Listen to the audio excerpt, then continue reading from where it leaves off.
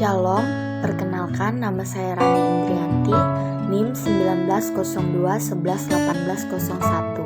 Di sini saya akan membahas sejarah Gereja Kalimantan Evangelis. Sejarah Gereja Kalimantan Evangelis ada beberapa periode.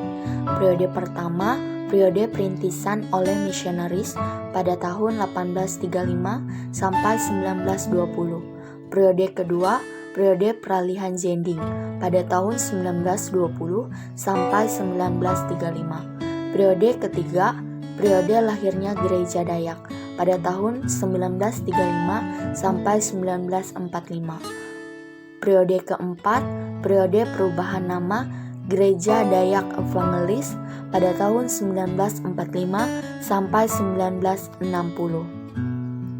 Sejarah Gereja Kalimantan Evangelis dimulai pada abad ke-19 ketika di Eropa terjadi kebangkitan kesadaran untuk mengabarkan Injil ke seluruh dunia. Pada tahun 1830-an, tersiar kabar mengenai Pulau Kalimantan di tanah Jerman. Dalam cerita-cerita itu digambarkan mengenai ratusan ribu orang Dayak masih tertinggal dalam peradaban. Sering terjadi perang antar suku, praktek pengayaan, masyarakatnya tidak mengenal pendidikan dan pelayanan kesehatan. Orang-orang Dayak tersebut tinggal dalam kegelapan karena belum menerima Injil. Karena itu, muncul kerinduan, kesadaran, dan semangat yang menggebu-gebu di kalangan umat Kristen di Jerman untuk memberitakan Injil ke Kalimantan. Periode pertama, periode perintisan oleh misionaris pada tahun 1835 sampai 1920. Kesadaran untuk mengabarkan Injil diwujudkan dengan diutusnya 2 orang misionaris untuk berangkat ke Kalimantan, yaitu Barnston dan Heyer. Mereka berdua pertama-tama datang ke Jakarta, namun Heyer harus kembali ke Jerman karena sakit. Dan sesudah melalui perundingan sekitar 6 bulan dengan pemerintah Hindia dengan menumpang kapal selama 44 hari, maka pada tanggal 26 Juni 1835, Barnston untuk pertama kalinya menginjakkan kakinya di Banjarmasin. 6 bulan kemudian menyusul 3 misionaris dari Jerman, yakni Becker, Havertz, dan Kruseman.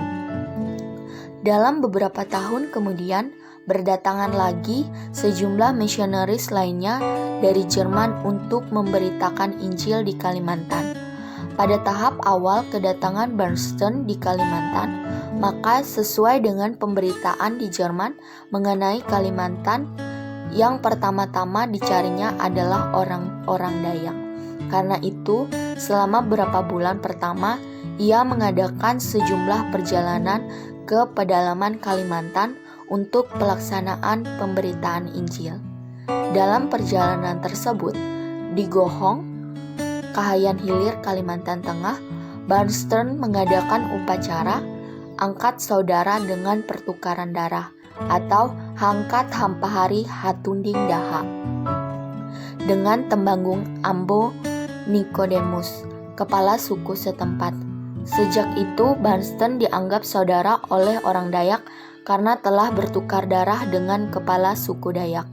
Sesudah melalui sejumlah perjalanan awal itu, selanjutnya Barnston bersama dengan beberapa misionaris membuka stasi-stasi pangkalan pekabaran Injil di beberapa wilayah Kalimantan Tengah.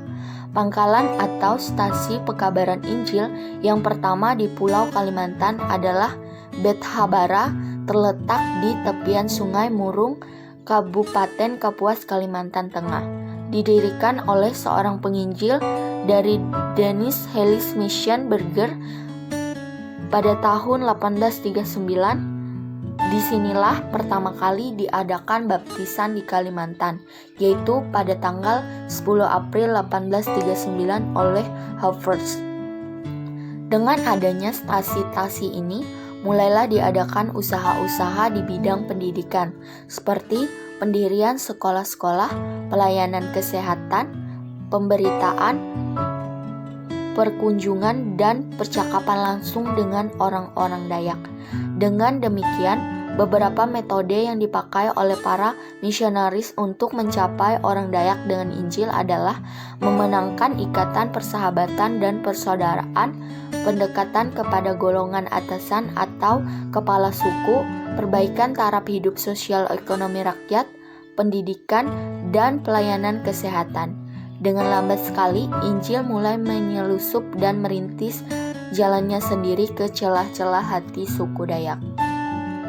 Periode pertama pengabaran Injil di Kalimantan mengalami cobaan berat ketika terjadi pemberontakan Hidayat dari Kesultanan Banjarmasin pada 1 Mei 1859. Pemberontakan ini didukung oleh banyak tokoh masyarakat Dayak yang berhasil dihasut.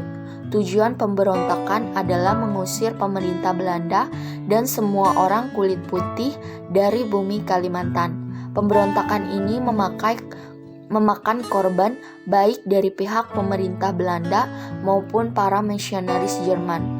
4 orang misionaris, 3 orang istri dan 2 orang anak mereka mati dibunuh oleh orang Dayak sendiri. Misionaris Lord Wigan dan istri, misionaris Kin dan istri beserta 2 orang anak mereka mati dibunuh di Tangguhan. Misionaris Hofmeister dan istri dibunuh di Penda Alai.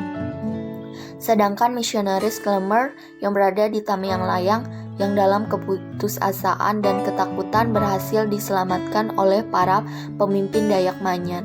Sejak pemberontakan yang memakan korban orang-orang kulit putih tersebut, pemerintah Hindia Belanda melarang semua orang kulit putih termasuk para misionaris untuk masuk ke pedalaman Kalimantan.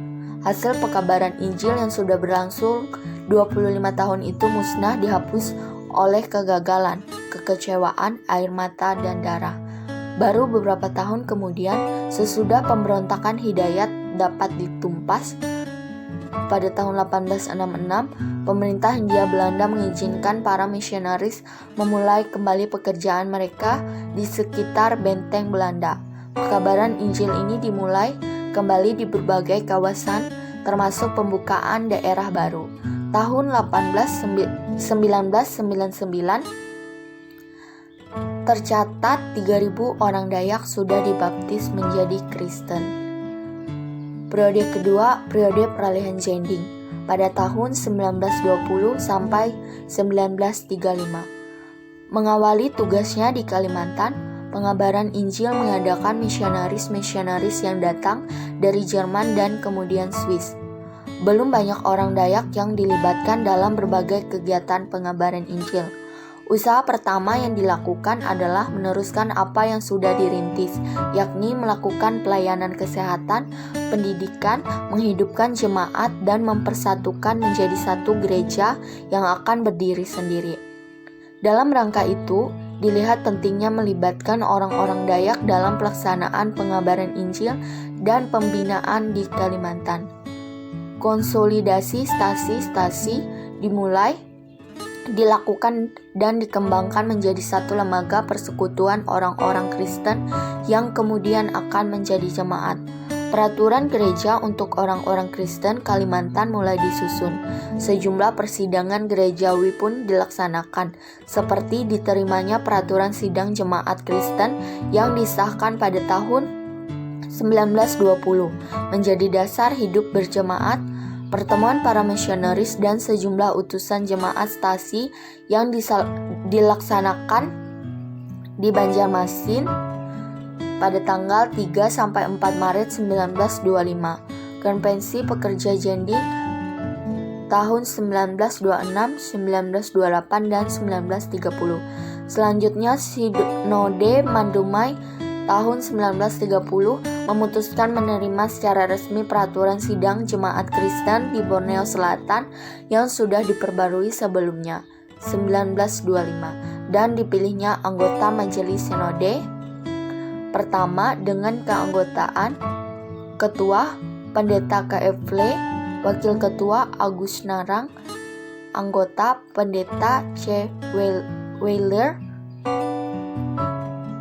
M. Lampe, E. Tahanan, A. Kiting, dan A. Blantan. Anggota kehormatan F. Dingang. Periode ketiga, periode lahirnya Gereja Dayak pada tahun 1935 sampai 1945. Proklamasi berdirinya Gereja Dayak Evangelis dilaksanakan pada persidangan Sinode Umum di Kuala Kapuas yang berlangsung sejak tanggal 2 sampai 6 April 1935. Persidangan tersebut dihadiri oleh 30 orang Kristen Dayak dan 8 orang penginjil Jending. Dalam persidangan tersebut, pada tanggal 4 April 1935 pukul 12 siang disahkan secara resmi peraturan gereja pertama Gereja Dayak Evangelis. Inilah tanggal yang dinyatakan sebagai berdirinya Gereja Dayak Evangelis, disingkat GDE, sebagai gereja yang berdiri sendiri. Kemudian pada tanggal 5 April 1935, bersamaan dengan perayaan genap 100 tahun pekabaran Injil di Kalimantan, maka kelima pemuda lulusan Sekolah Teologia Banjarmasin yang dianggap memiliki potensi besar telah ditahbiskan di gedung gereja Hampatung, Kuala Kapuas, sebagai pendeta-pendeta pertama dari Gereja Dayak Evangelis. Pengutusan berkat dan pentabisan suci 5 pendeta Dayak pertama yang dilakukan oleh Zending Basel oleh Inspektur Sir Hawitsi pada tanggal 5 April 1935. Sebagai berikut, Pendeta Rudolf Keating ditempatkan di Rungan dengan kedudukan di Tumbang Bunut. Pendeta Edward Dohong ditempatkan di Miri dengan kedudukan di Tumbang Sian. Pendeta Gerson Akar ditempatkan di Hulu Kapuas dengan kedudukan di Sungai Hanyo. Pendeta Hernat Dingang Patianom ditempatkan di Sungai Tiwei dengan kedudukan di Bedangin. Pendeta Mardoni Blantan ditempatkan di Dusun Timur dengan kedudukan di Tewah Puluh. Daerah-daerah tempat kelima pendeta pertama itu ditempatkan adalah daerah-daerah pekabaran Injil.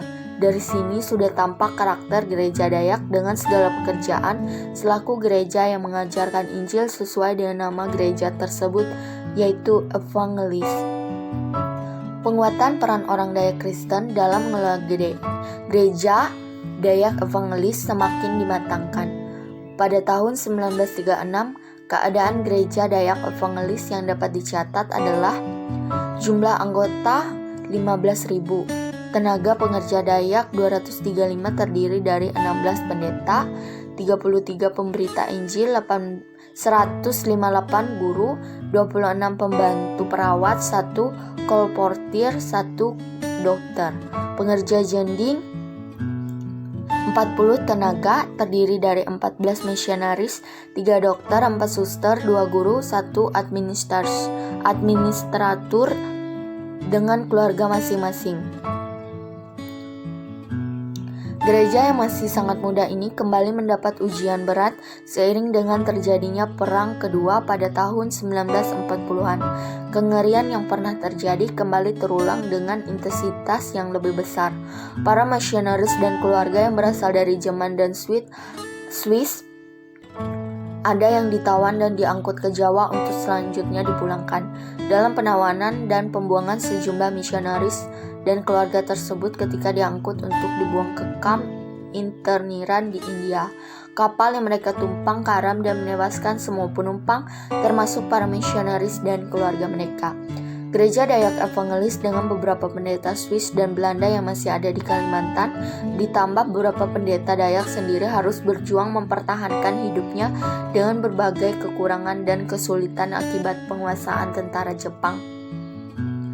Awal bulan Februari 1942 merupakan awal habisnya para pengerja yang berasal dari badan Jending di Eropa dan hancurnya sejumlah sarana yang didirikan oleh Jending oleh tentara Jepang. Hubungan dengan Jending di Eropa putus sama sekali. Pada masa pendudukan Jepang ini, Gereja Dayak Evangelis yang masih muda harus benar-benar mampu berdiri berdasarkan kekuatan sendiri. Pada masa ini pula datang sejumlah pendeta dari Jepang seperti Pendeta Shirato, Pendeta S. Honda, Pendeta K. Kaneda, dan Pendeta Suzuki. Dengan bantuan beberapa pendeta Jepang ini, Gereja Dayak Evangelis terus berbenah diri. Melalui sejumlah konferensi, Gereja Dayak Evangelis semakin memantapkan organisasi dan kehadirannya sebagai Gereja Tuhan di Kalimantan. Dan ini terus berlangsung sampai proklamasi kemerdekaan Republik Indonesia tahun 1945. Pada akhir tahun 1944 terdapat jumlah anggota Gereja Dayak Evangelis sebanyak 16.671 orang. Periode keempat, periode perubahan nama Gereja Dayak Evangelis pada tahun 1945 sampai 1940. Sejak tahun 1945, Gereja Dayak Evangelis mulai membangun wajah baru dengan kehadiran yang semakin kokoh di bumi Kalimantan. Pada saat yang sama, seiring dengan tumbuhnya kesadaran dan semangat keesaan Gereja Dayak Evangelis semakin terlibat di dalam kegiatan oikomenis gereja-gereja di Indonesia. Hal ini selanjutnya ditunjukkan dengan kesadaran bahwa orang-orang yang bisa menjadi anggota gereja ini bukan hanya orang Dayak, melainkan semua orang dari berbagai suku bangsa yang ada di Kalimantan. Atas dasar kesadaran oikomenis itulah, maka Sinode Umum Gereja Dayak Kalimantan, Gereja Dayak Evangelis kelima di Banjarmasin pada tahun 1950 seiring dengan masuknya Gereja Dayak Evangelis menjadi anggota Dewan Gereja-Gereja di Indonesia. Nama Gereja Dayak Evangelis diganti menjadi Gereja Kalimantan Evangelis atau GKE. Gereja ini tidak lagi membatasi diri sebagai gereja suku, tetapi gereja yang terbuka untuk semua orang yang ada di Kalimantan. Mulai pada tahun 1960, GKE memperluas wilayah pelayanan Kalimantan Timur dan Kalimantan Barat. Dengan demikian, sejak kawasan pelayanan GKE meliputi seluruh wilayah Kalimantan. Sekian pembahasan dari saya tentang sejarah Gereja Kalimantan Evangelis. Tuhan Yesus memberkati.